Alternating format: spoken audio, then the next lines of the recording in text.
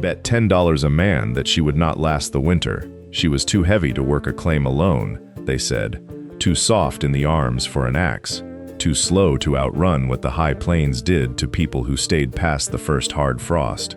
What they did not know, what no ledger in Cutter's Ford could have told them, was that before the snow finished melting, the son of the richest cattleman in the territory would owe her his life and would spend the rest of that year trying to pay the debt back. Day 180.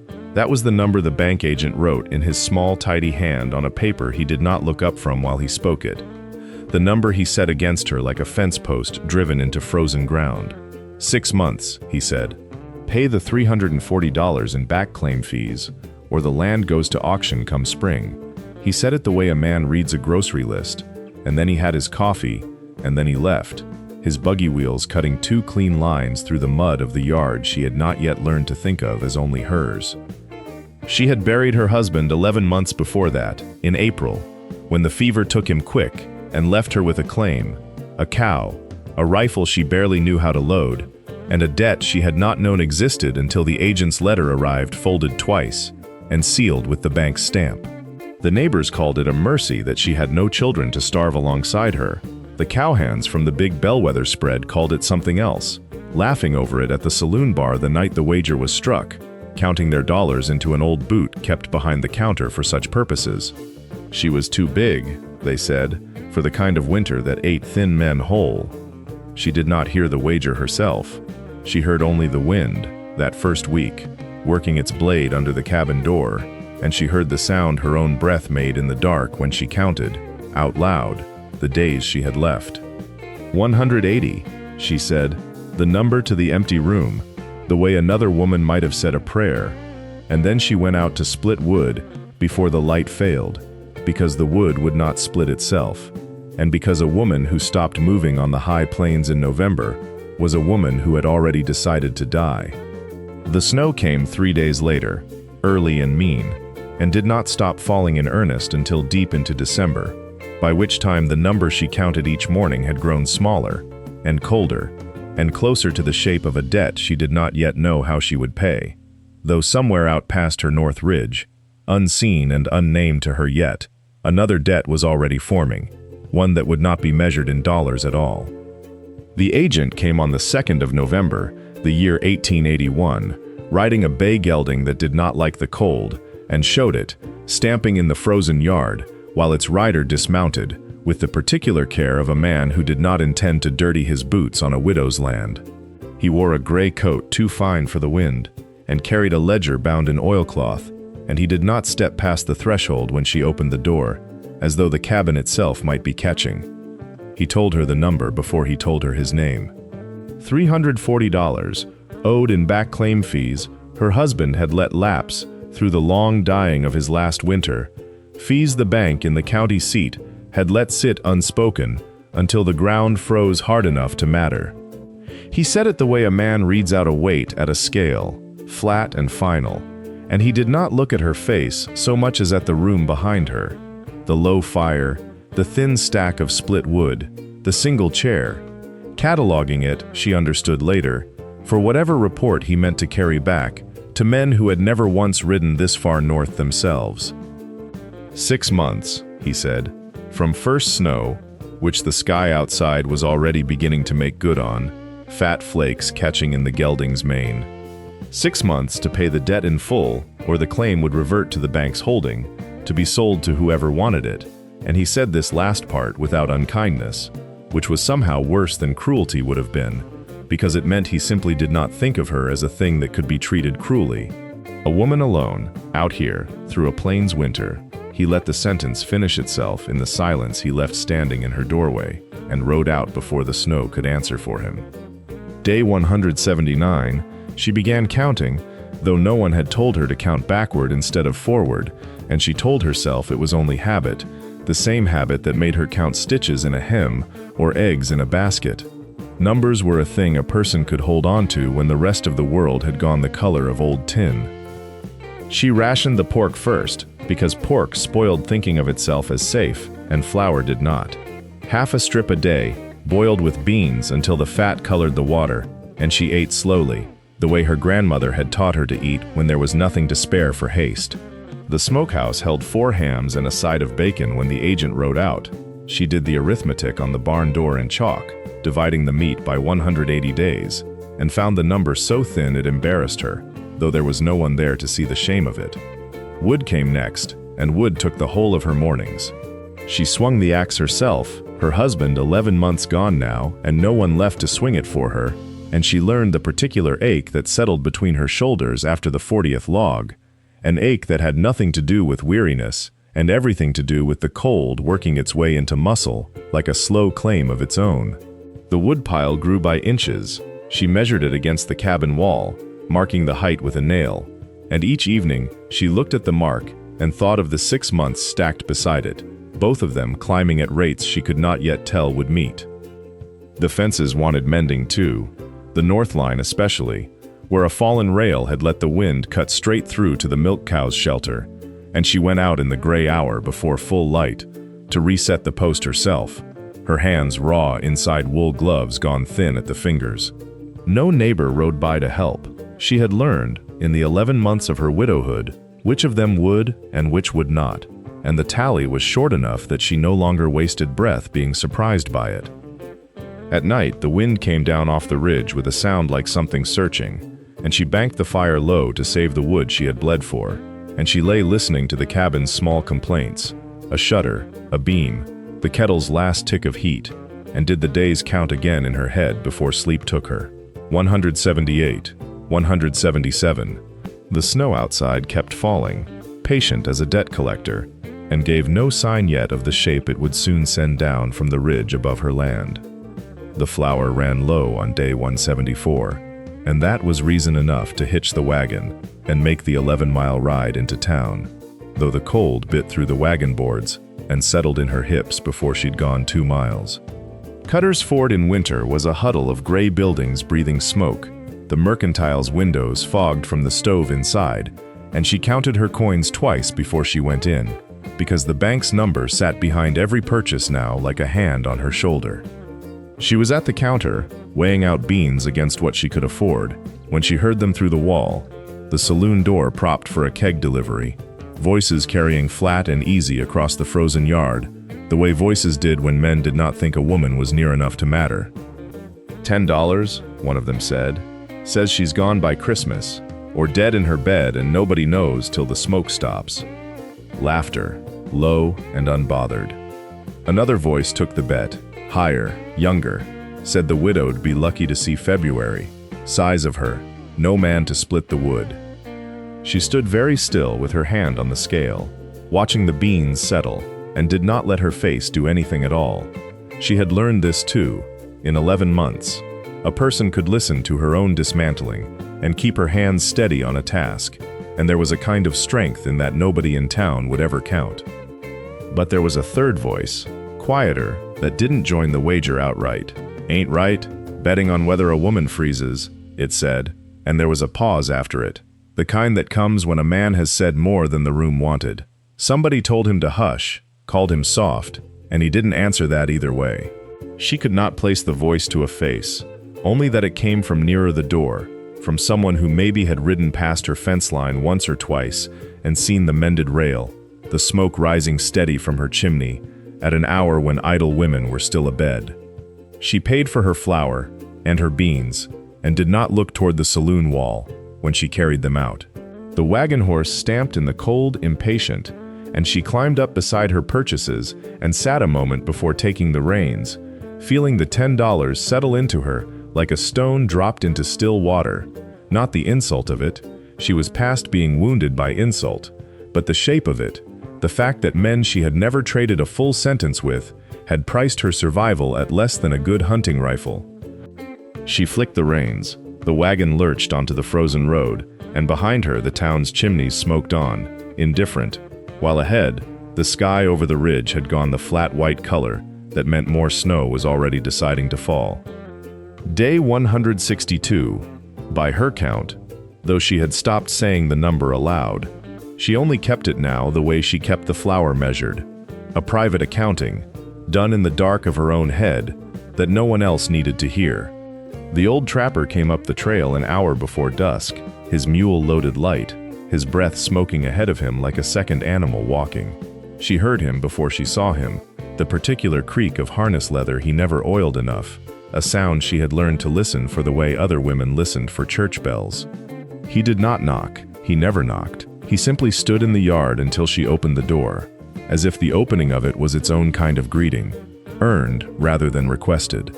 He looked first at the woodpile, the way he always did, running a gloved hand along the stacked rows under the lean-to before he looked at her. Then at the smokehouse door, testing the latch she'd repaired herself with wire and patience. Then, finally, at her face, and something in his own settled, as if she had passed an inspection she did not know she was taking. "Held through the wind Tuesday," he said. Not a question. "Held," she said. He nodded and came inside, stamping the snow from his boots on the sill she'd worn smooth with her own coming and going. She fed him what she had, salt pork cut thin to make it stretch, beans softened with the last of the bacon grease, bread gone a day stale but toasted hard in the skillet until the staleness didn't matter. He ate the way men of the mountains ate, without comment, which she had come to understand was its own form of praise. A man who did not trust the cooking said so with his face. This one only ate, and reached, without asking, for more. "Bank still says April," he said finally, wiping his plate with the last of the bread. "Bank says what it always says." He grunted, which might have meant agreement or might have meant nothing at all, and looked toward the window where the sky had gone the color of a knife blade. Storm coming down off the north ridge. Worse than what's past. I've stores enough. I know you do. He said it plain, without flattery, the way he might have remarked on the weather itself, a fact observed, not a kindness offered. It was, she thought, the only compliment she trusted anymore, precisely because it cost him nothing to give, and he gave it anyway. He stayed until full dark, smoking his pipe by her stove while she mended a torn glove by lamplight, and when he left, he paused in the doorway and looked north, toward the ridge, where the sky had thickened to something almost solid. "Keep your fire built high tonight," he said, and swung up onto the mule without waiting for her answer, riding off into a cold that had already begun, in its slow and patient way, to close its hand around the whole valley. 71 days remained on the bank's ledger, though no one at the Bellwether Ranch counted them the way she did. There, time was measured in herd numbers and shipping contracts, in the price of beef in Kansas City, in the particular silence that fell over the supper table when the father spoke of the son's future, as though the son were a parcel of land to be surveyed and sold. He had grown up under that roof the way a fence post grows into a fence line, planted, expected, useful. His father spoke of him to buyers and bankers the same way he spoke of good breeding stock, sound legs, strong back, a name that carried weight in 3 territories. No one asked what he thought of the winter feed prices or the new grazing leases. They asked only that he sign where his father indicated, nod where his father paused, and marry, eventually, someone whose family owned adjoining land. He had a gift for reading cattle that his father never once acknowledged, could tell a sick animal by the set of its ears before the foreman noticed the cough, could judge a river crossing safe or treacherous by nothing more than the color of the current. It did not matter. His father called it luck or instinct, the way a man dismisses a dog's good nose, never quite a skill worth naming. That morning, with the sky already carrying the metal smell of coming snow, his father had told him to stay close to the home pastures, to leave the north boundary fence to the hired men. He had said it in the flat voice that expected no answer, and something in his son, some old, tired refusal, had risen up against it. He rode out alone before the foreman could stop him, telling himself it was the fence line that needed checking, the strays that drifted every year toward the ravine country when the weather turned. It was not entirely a lie, but he knew, even as he swung into the saddle, that he wanted the cold and the distance and the absence of his father's voice more than he wanted any fence mended. The wind found him within the hour, thin and searching, working under his collar, with a patience that felt almost deliberate.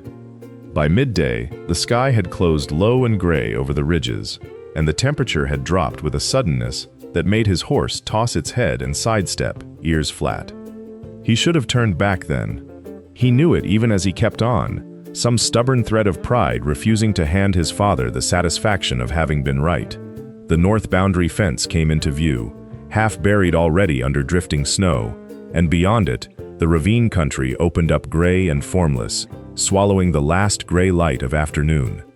The first real gust came off the ridge like something thrown.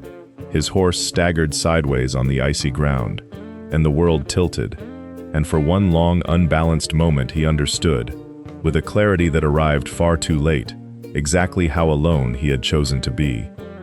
The horse went down hard, hind legs buckling on a shelf of ice hidden under new snow, and he went with it, down into a fold of earth he had ridden past 100 times in fair weather without ever marking its depth. The fall was short, but the landing was not gentle.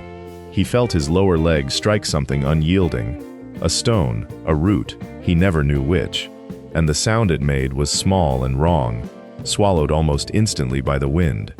He lay still a moment, testing what still answered to him and what did not. The horse scrambled up first, favoring a foreleg, and stood trembling in the lee of the ravine wall with its head low. He tried to rise, and found the leg would not hold him, a white heat traveling up from ankle to knee that told him, more plainly than any doctor could have, that something inside it had given way. He dragged himself instead, using his elbows and his good leg, until he reached the rock overhang that broke the worst of the wind, and there he stopped, because there was nowhere further to go. By then, the storm had stopped announcing itself and simply become the world. Snow did not fall so much as arrive sideways, a white static that erased the ravine's far wall, then its near wall, then the horse standing 10 feet off. The temperature kept dropping in increments he could feel in his teeth. His fingers, already clumsy inside his gloves, grew clumsier.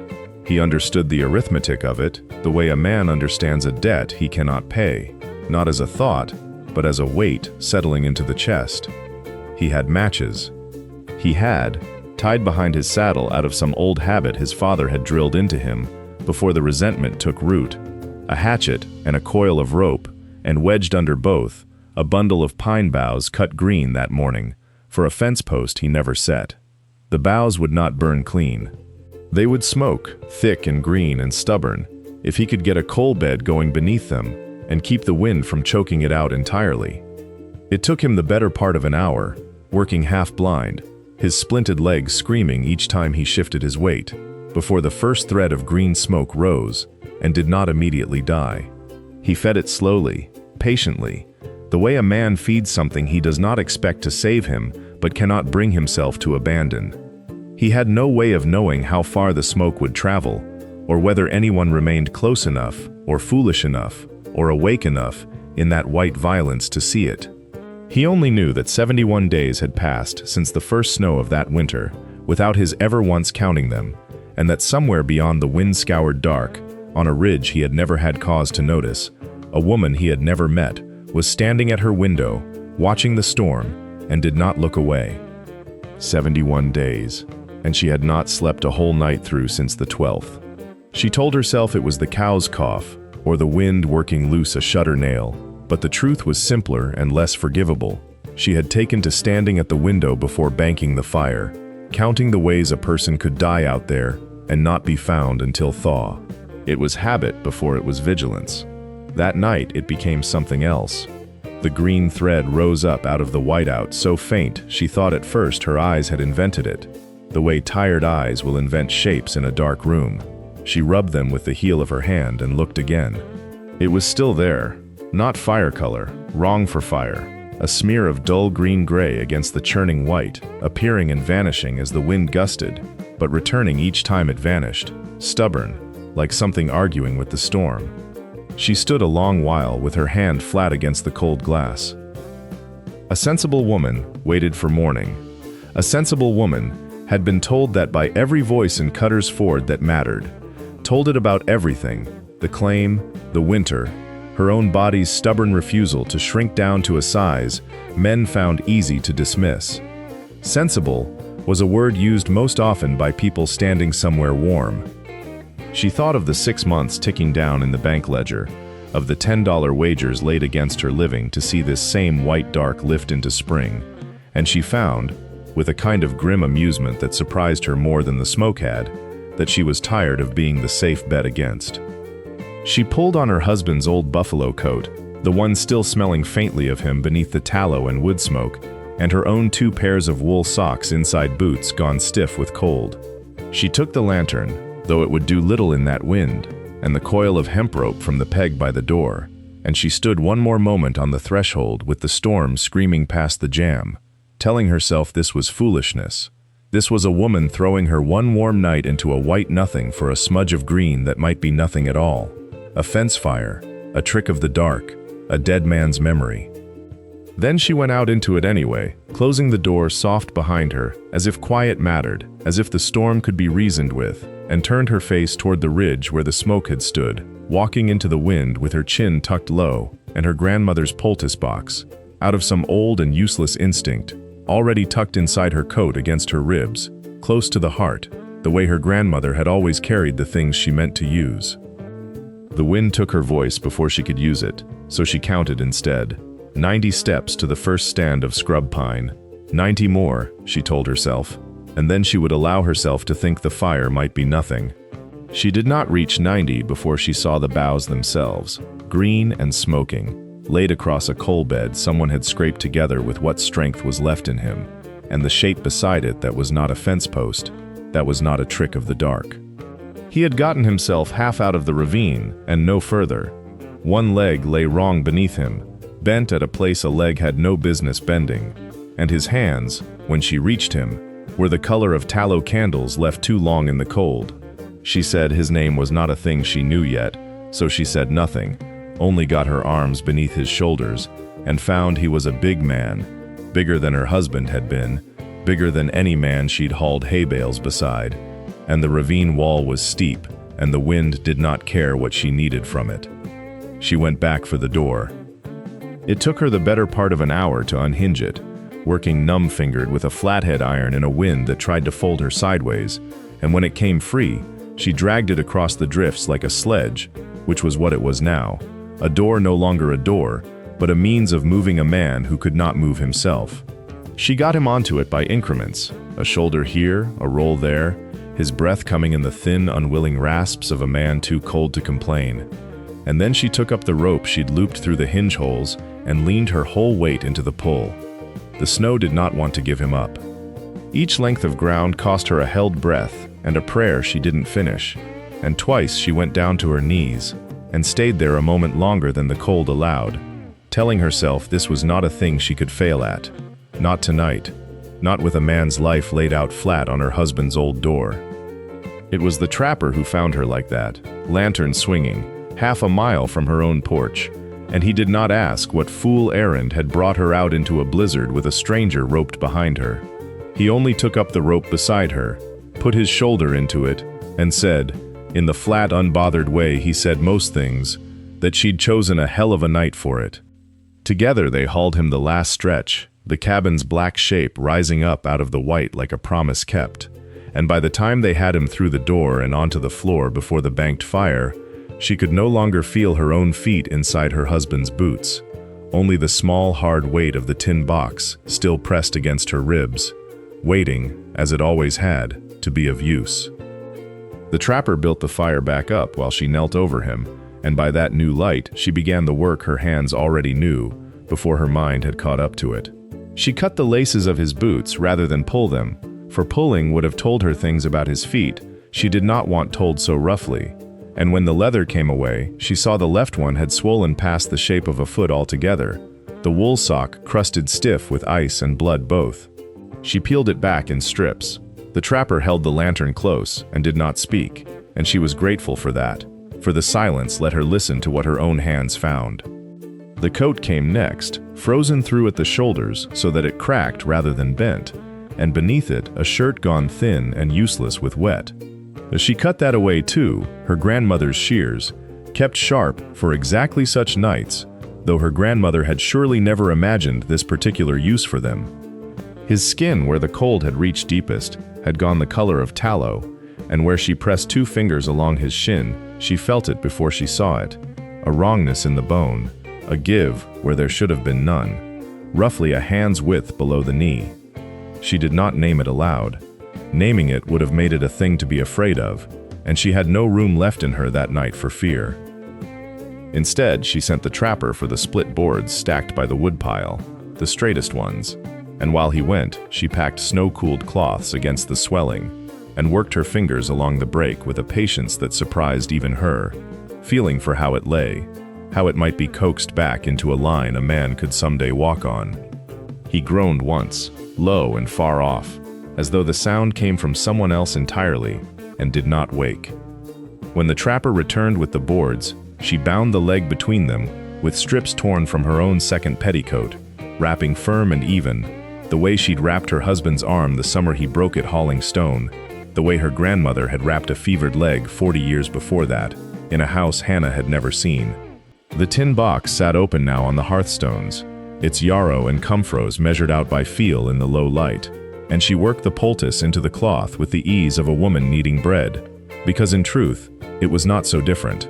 Both were a matter of pressure, and patience, and knowing when enough was enough.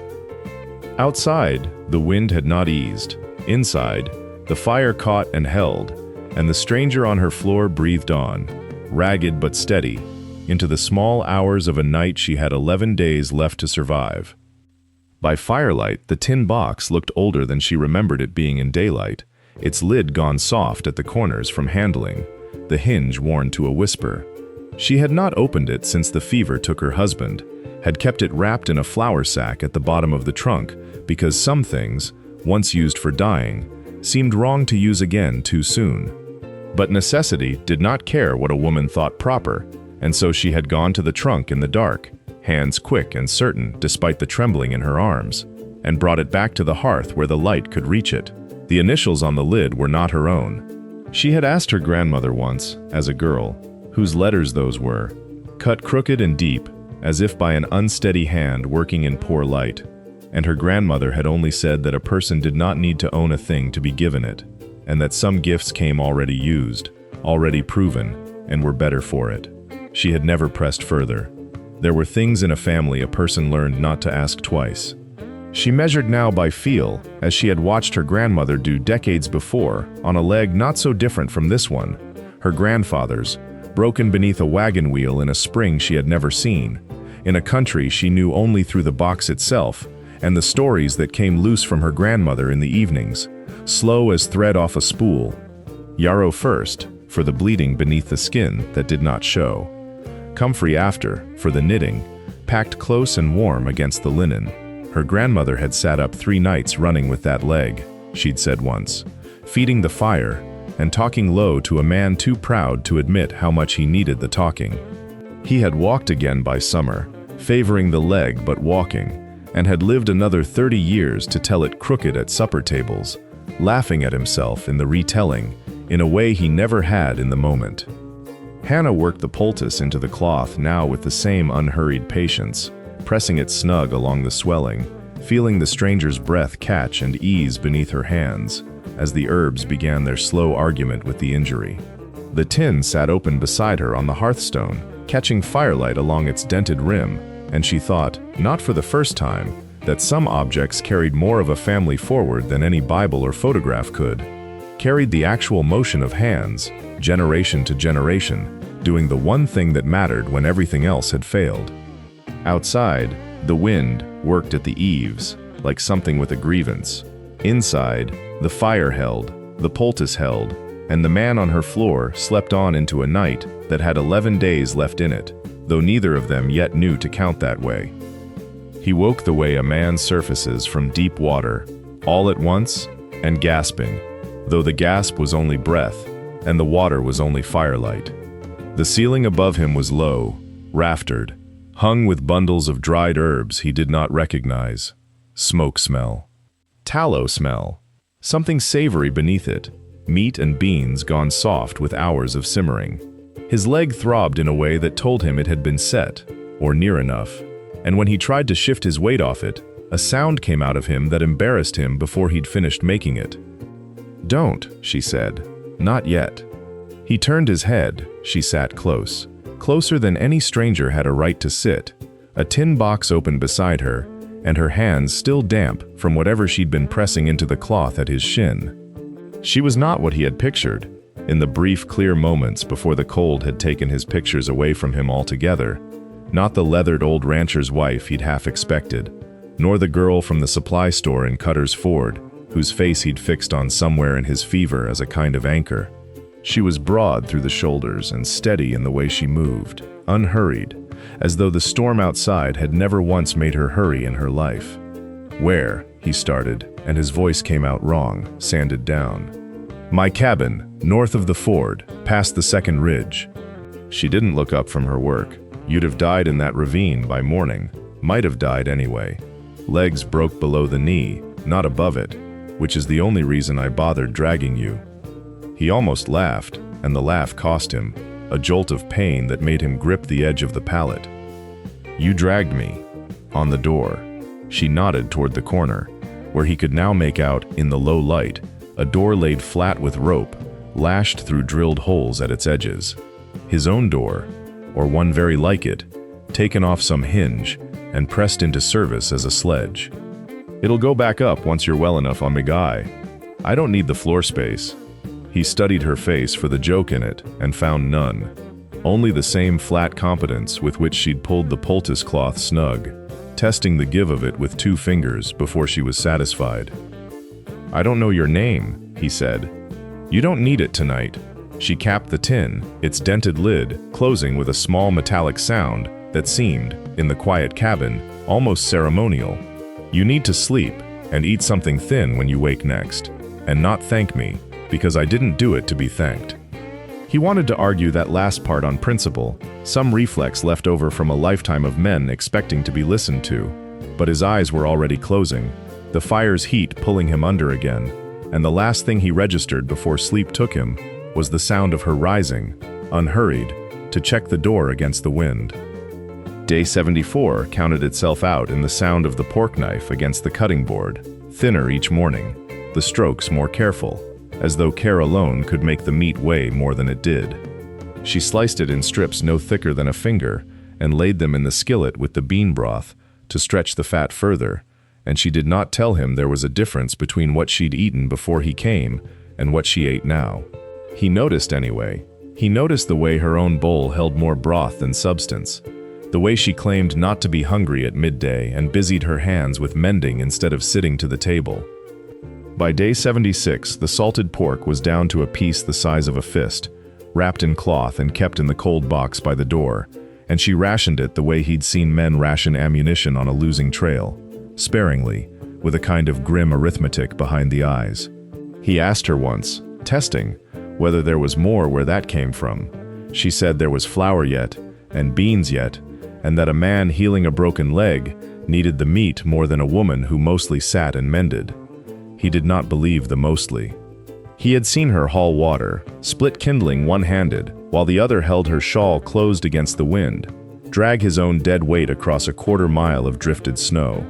He understood, slowly, the way a man understands a debt only after someone has already paid it for him, that the last of her stores were going into his body, and none of the alternative was being spoken aloud. No talk of what she'd do when the pork ran out entirely. No talk of the beans dwindling in their sack, marked now with a pencil line on the wall by the door, a line he'd caught her drawing down after each meal, some private ledger he wasn't meant to see. On the 77th day he made himself eat less, and she made herself notice and correct it, spooning more onto his plate without a word, watching until he finished it. It became a small contest between them, unspoken, conducted entirely in portions and glances, and he lost it every time, because arguing with her took more strength than he had to spare. By the 78th day, the fist of pork was a sliver, and she cooked it into the beans so thin it disappeared entirely, flavor without substance, and served it to him first, hot, before touching her own bowl. He watched her sit across from him in the low firelight, spoon moving slow, eyes tired in a way sleep wasn't going to fix, and understood for the first time the actual shape of what he was costing her. Not inconvenience, not delay, but the very stores meant to carry her through to spring, spent now on a stranger's leg. He set the spoon down before the bowl was empty, and she noticed, and said nothing, and that itself was a kind of mercy he had not expected from her. "You should eat," he said, because the silence had gone on long enough to feel like an accusation. "I am eating." "Not enough." She looked at him then, over the low fire, her face unreadable, in the way faces become when a person has spent a long winter, deciding which of their thoughts are worth the breath it takes to speak them. She did not answer, and he understood he had lost that argument too, folded in with all the others.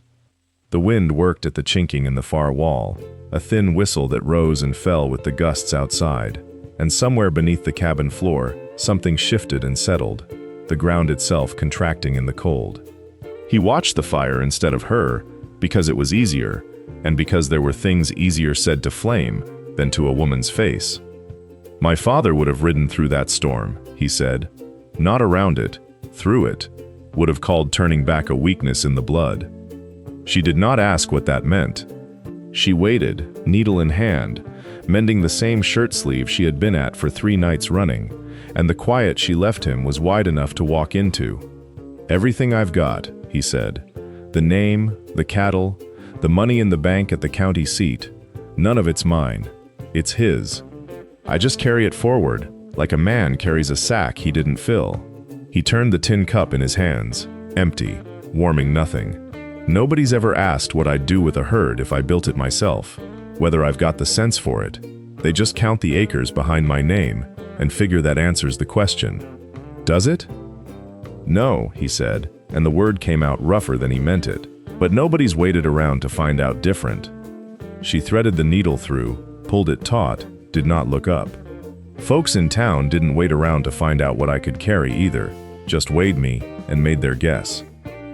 He heard the smallness of it, said so plain, without complaint dressed up in it, and something in him recognized the shape of the thing before he had words for why. 2 people, judged whole by a single fact about them, his name, her size, neither fact chosen, neither fact answering anything true. The fire cracked. Outside, the wind found a gap somewhere and sang through it, low and constant, the sound of a country that did not care what either of them had been called by other people's mouths. "You didn't ask what I was," he said. "Out there, in the ravine." "Didn't have time," she said, and bit the thread, and did not smile, though something near it moved across her mouth before she bent again to the mending. Day 78, though neither of them said the number aloud anymore, the counting having gone quiet and internal, the way a person stops naming a pain once it has settled into the bone. She set the mending in her lap and looked at the fire instead of at him, which was how she told the truth she had noticed, always at some middle distance, never straight into a face. "He died in April," she said. "Fever took him in 6 days. I buried him myself, mostly." The ground wasn't soft yet, and the men who might have helped were 3 miles off pretending not to hear me ring the bell. She smoothed the cloth over her knee, an old habit, flattening what could not be flattened. The women came after, for the burying, brought bread, said the right words. Then they went home and told their husbands I'd not last the season. "Too much woman for too little land," somebody said. "I heard it through a wall, wasn't meant to, but walls in this country are thin as excuses." He did not interrupt her. He had learned that much at least, in 11 days of watching her measure out beans by the spoon and words by the sentence. "Bank agent came in October," she went on, "before the first snow even, like he could smell it coming, and wanted to get his business done before the roads closed. Told me the fees, told me the months, looked at me the whole while like he was doing sums. Not about the money, about whether I'd be here to pay it." She bit off a thread that did not need biting off. "Folks had already decided. The bank just put a number on the deciding." "That's not a verdict," he said. "That's men who never carried a sack of flour past the porch, guessing what a body can do. Same as men who never earned a dollar guessing what a name is worth," she said, and this time she did look at him, and there was no unkindness in it, only the plain accounting of 2 debts that matched. The fire popped and settled. Outside, the wind had not let up in 3 days, and would not, by the smell of the sky through the one window, let up for 3 more. "My grandmother used to say," she said, that this country doesn't ask what you weigh, only what you can hold. She turned the tin box over once in the firelight, the initials worn nearly smooth, then set it back on the shelf beside the salt. I mean to still be holding it come spring. He watched her do it, the small motion, deliberate as a vow, and found himself believing her before he had decided to. Day 82 came in gray, with the wind finally gentled to something a body could stand against without leaning. She had counted that morning same as every morning since the fire in the storm, 98 days left before the bank's number came due, and she said it aloud to the stove the way she'd taken to doing, not for him to hear, though he heard it anyway. He stood that day, truly stood, weight on the leg she had splinted with cedar slats and strips of her husband's old shirt, and though his jaw tightened and a sound escaped him that was not quite a word, he did not fall. He crossed the cabin floor once, twice, a hand trailing the table's edge more from habit than need. She watched him do it with the same flat attention she gave bread when it was deciding whether to rise, and said nothing until he had sat back down, breathing hard, triumphant in the private way men were when they thought no one could see it. 11 days, she said. Faster than my grandmother's poultices had any right to manage. Faster than I deserved, he said, and meant something larger by it than his leg, and she let the larger meaning lie where he'd said it, unclaimed. The riders came before noon. She heard them first, 3 horses working hard through drift and crust, a sound different from wind, a sound with intention in it, and she was at the window with the rifle taken down, before she placed the shapes, as bellwether men, not bankmen, not trouble of the kind she'd trained herself to expect. They had been out 4 days searching the north boundary and the ravines beyond it, and the relief on their faces when they saw him upright in her doorway was the kind that made grown men forget their manners entirely, shouting his name across the yard before they'd even swung down. He did not hurry to them.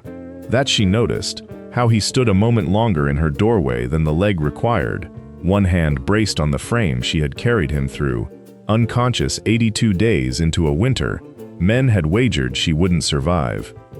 "They'll want you home," she said. "They will."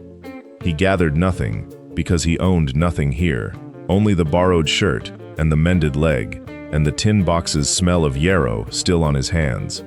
At the threshold he stopped, and the silence stretched long enough that one of the riders called out again, impatient, and still he didn't move. "I don't know how a man pays a debt like this," he said finally. "You don't," she said. "You just don't forget the sum." He looked at her the way he'd looked at the tin box the night before, like something he intended to remember the shape of, and then he went, favoring the leg down her porch steps, into the cold, into the noise of men glad to have him back, leaving behind him a doorway that felt, for the first time in 11 days, too large for the room.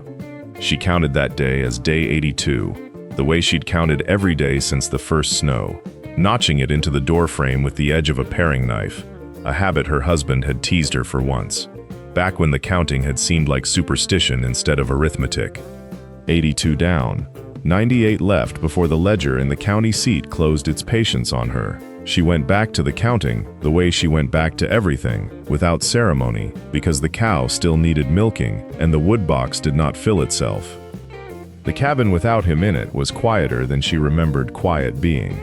She noticed the quiet the first morning, standing at the stove with only her own breathing to keep her company, and then she noticed she was noticing, and put a stop to that, the way she put a stop to any thought that didn't feed her or the animals. She scrubbed the tin box with vinegar and wrapped it back in its flannel and set it on the shelf where it had sat for 11 years and did not take it down again for some time. The days went the way winter days went on the high plains, gray into gray, the sun a rumor behind cloud, the wind working at the north wall like something with a grievance. She rationed the salted pork that remained, which was little, and stretched the beans with barley she'd been saving, and did not let herself think about what the larder would look like if the thaw came late. She mended the hem of her one good dress by lamp because there was nothing else to do with her hands after dark, and she told herself the mending had nothing to do with the memory of a man standing too long in her doorway. Day 60. The trapper came by with a rabbit he'd snared, and news that the bellwether boy was walking near square now, favoring the leg only in bad weather, which was most weather. She took the rabbit and gave him coffee, and did not ask the questions she wanted to ask, and he did not offer answers he could see she wanted, and that was the shape of their friendship, worn smooth as a creek stone. Day 58. A letter came with the supply wagon, addressed in a hand she didn't know, and she set it on the shelf beside the tin box without opening it, because some debts a person paid slow, and some curiosities a person rationed same as flour. By day 55, the cold had settled into something almost familiar, a weight she'd learned to carry, the way she'd learned to carry water, 2 buckets even, so the load didn't pull her sideways. The bank's deadline sat beneath the days now, like a bone beneath skin, always felt, rarely spoken of.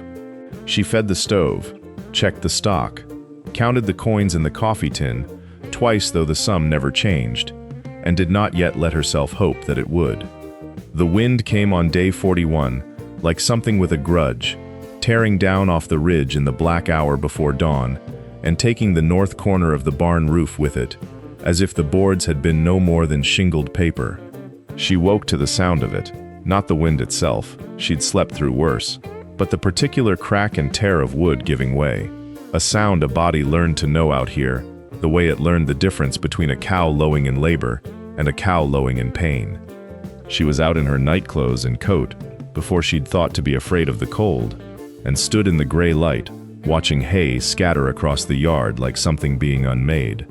She had the ladder against the wall, and a mouthful of nails before the sun cleared the ridge. He came at mid-morning, riding hard, and did not dismount so much as arrive already moving, already reaching for the second ladder she hadn't asked him to bring, but that sat lashed behind his saddle regardless.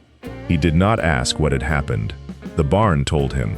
He climbed up beside her without a word about the leg that still pulled tight in cold weather, and for the better part of that day and the next, they worked the roof together, she cutting boards to length with the measurements her husband had taught her before the fever took him, he holding them steady while she nailed, the two of them passing tools back and forth in a silence that had stopped needing filling. They ate at noon, standing up, bread and the last of the salted pork, and did not sit, because sitting meant admitting how tired they were. By the second evening the roof held, tighter than before, and he tested it by walking its length twice, boots loud on new wood, before climbing down. Debt was all he said when she thanked him, and would not be drawn further, and she understood that he had come the 2 days' ride, not for her thanks, but to settle something in himself that had nothing to do with owing and everything to do with what a man did when he remembered being carried. She counted the days that night by lamplight after he'd gone. Day 40, 39 days left before the note came due, no closer to $340 than she'd been in autumn, and found that the number frightened her less with the sound of hammering still in her ears, though she could not have said why, only that some debts were paid in coin and some were paid in roofing nails, and a person learned, out here, to be grateful for whichever kind came. The bank agent came on a Tuesday, unannounced, his buggy wheels cutting fresh ruts through the mud where the frost had begun to loosen its grip on the yard. He did not knock so much as rap the door with the head of his walking cane, 3 sharp strokes, the way a man knocks who has already decided what he will find inside. She opened the door with flour still on her hands. He looked past her before he looked at her, the way he always did, as if the cabin itself were the thing owed money, and she merely stood in its doorway. His eyes went to the roofline first, noted, she could see, the new wood pale against the old, though he said nothing of it. Then to the barn, then to the thin curl of smoke from the chimney, cataloging it all the way a man catalogs collateral. 39 days left by my ledger, he said, though she had not asked, and drew a small book from his coat to prove the number was real, and not a thing he had invented for the pleasure of saying it aloud. $340. I trust you've made progress toward the sum. She told him she had eggs to sell in the spring, and a milk cow soon to calve, and wool from the 2 sheep she'd traded a quilt for in November. He wrote nothing down. He did not need to. His face did the arithmetic for him, and the arithmetic was already finished, had perhaps been finished since the day of the first snow, and all that remained was the counting out of days until the number matched what he had known from the start. "Eggs," he repeated, and something in his mouth almost smiled, though it did not reach as far as his eyes. "I only say this for your own good, ma'am. There's no shame in a woman knowing when a thing is past saving. The bank would rather see you settled somewhere with a roof that isn't your own worry, come summer, than see you out here counting eggs against $340. She did not answer that. She had learned, these 11 months, that some silences were sturdier than words, that a woman who argued gave a man like this the satisfaction of a fight he had already decided to win. He left the way he'd come, wheels sucking at the mud, and did not look back at the roof he had noted and not mentioned, the new wood already weathering pale to gray in the wind, 39 days, a number that would not grow kinder, no matter how the light fell on it. She went back to her flower. Outside, the thaw dripped steady from the eaves, counting too, in its own slow way, toward whatever the spring would bring. By the 24th of the month, the cow that had carried her through the worst of the winter would not rise.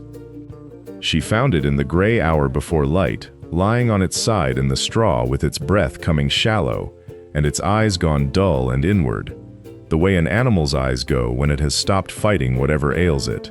She knelt in the cold muck and pressed her palm to its flank, and felt the heat coming off it like a stove, left banked too long, and she thought of the 11 days she had spent doing this same thing, for a man whose name she had not known, and how much easier it had been to save what could speak back to her. She had no medicine for a sick cow. She had willow bark tea and prayer, and the stubbornness that had gotten her this far, and she used all three, and by noon the animal had not moved. 15 days. She counted it without meaning to, the way she counted everything now, and the number sat in her chest like a stone she could not put down. He came in the afternoon, riding hard enough that the horse was lathered when he reached the yard, and he was off it before it had fully stopped, a leather satchel over his shoulder that had not been there the last time. "Heard in town your cow's down," he said, which told her the kind of listening he had been doing, the kind that reached all the way out to her fence line from wherever he had been standing.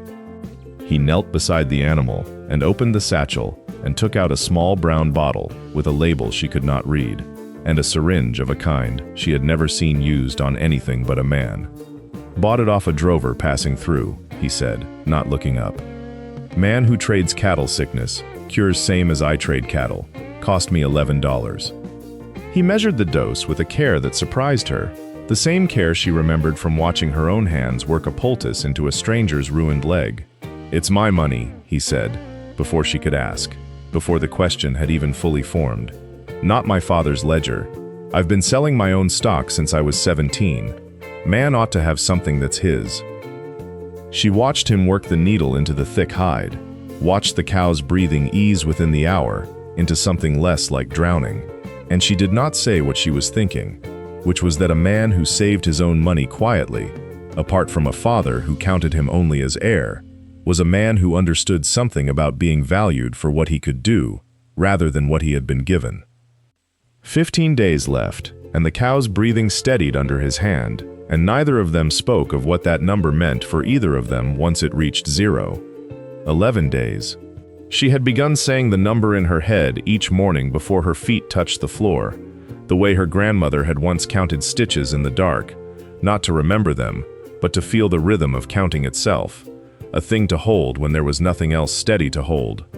11 days, and the frost had come thick enough on the inside of the window that she had to breathe on the glass and rub it clear with the heel of her hand before she could see the yard at all. She saw the wagon before she understood what she was seeing.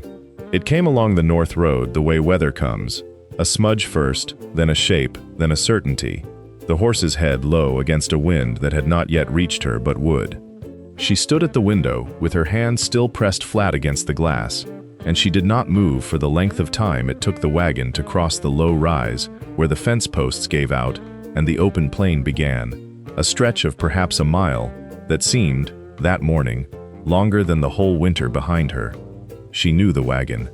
She had known it would come before it was due, the way she had known, somewhere beneath the counting, that a man so fastidious about ledgers would not wait for the last hour if an earlier one served his convenience.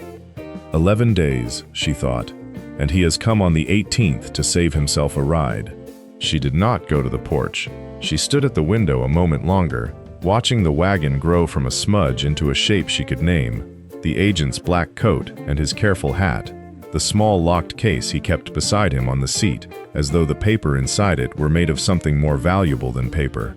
Her hand found the edge of the poultice tin on the shelf without her looking for it, the tin with the initials that were not hers, worn smooth now in a new place from where his fingers had held it, and not only her own. And she did not know why she reached for it, only that some part of her wanted something old and proven in her hand, before whatever the morning intended to deliver arrived at her door. The wind picked up along the fence line, carrying the first fine grains of a spring that had not yet decided to be spring.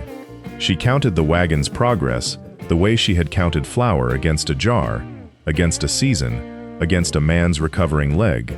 Not in relief, not yet, only in the flat arithmetic of watching, waiting to see what the day held before she let herself hope it held anything at all. The wagon stopped at the gatepost the way it had stopped there 89 days before, wheels settling into the same ruts, the horse blowing steam into air that had not yet warmed enough to forgive it. The agent stepped down with the same economy of motion he brought to every transaction, boots finding dry ground with the fussiness of a man who did not like mud on his soles. He carried the case himself this time. He did not ask the driver to bring it. He came up the path slow, the way men come toward a door they expect to open on grief rather than argument. His glove was gray kid leather, unmarked by weather, and it was that glove she watched.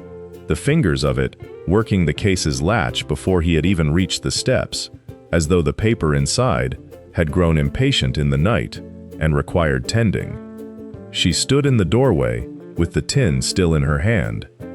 He climbed the first step, then the second.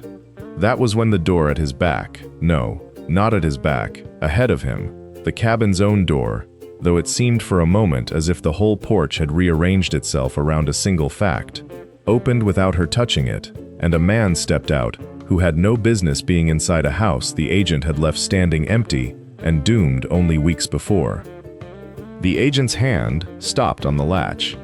He looked at the man on the porch the way he might look at a column of figures that refused to balance. Recognition came slow, and when it arrived, it did something to his face that no ledger had ever done. Not fear exactly, but the particular unease of a small man discovering the room contained someone larger than himself, in ways that had nothing to do with height. "Morning," the man on the porch said. Nothing more than that. He held a folded paper in one hand, and he did not hand it over right away. He let it sit there, let the agent's eyes find it, and read what they could of the seal pressed into the wax, the county recorder's mark plain, even at a distance, before he spoke again. "Filed 9 days back," he said.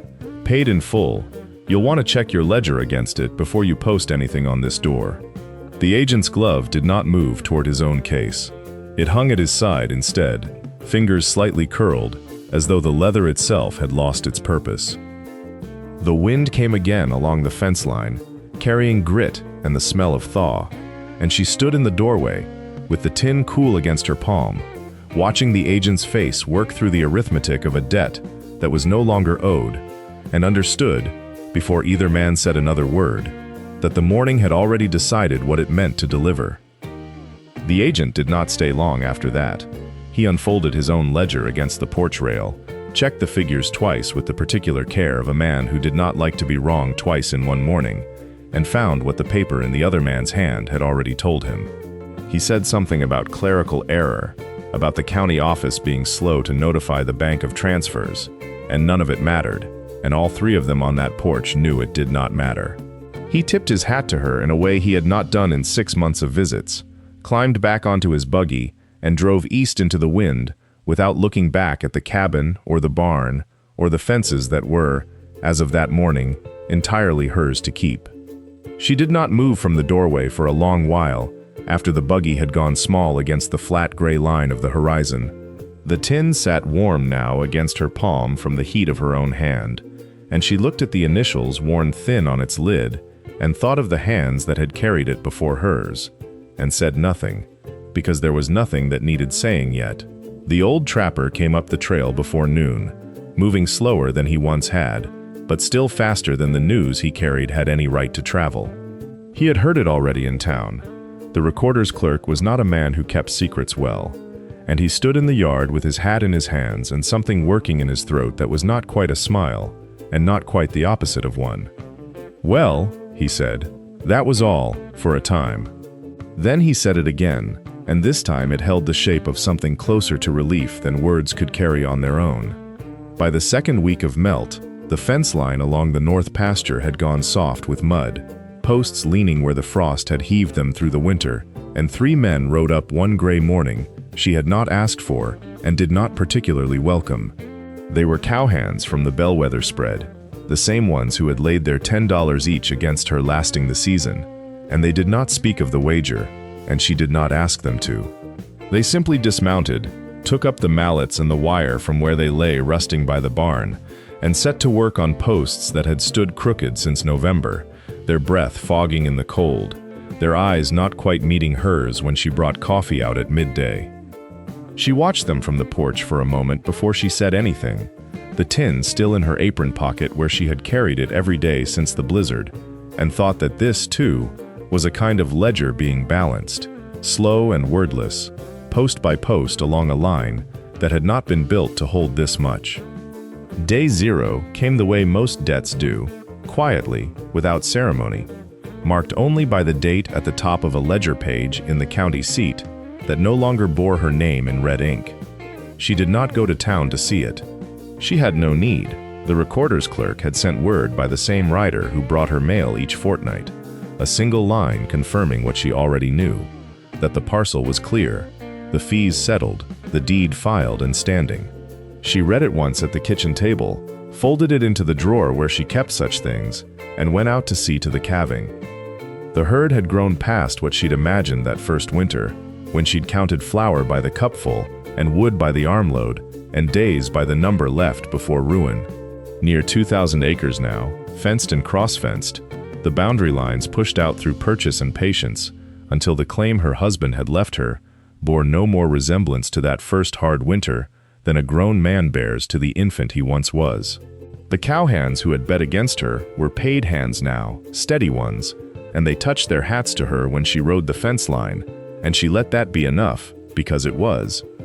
The tin sat on the shelf above the stove, where it had sat for a year, the old engraving worn smooth under a thumb that was not hers, and beside it now stood a second one, unmarked, unengraved, the metal still bright, half filled with yarrow she had cut and dried herself in the last good days of autumn. She had begun keeping her own accounts in it, her own remedies, learned and tested, passed to no one yet, but held ready.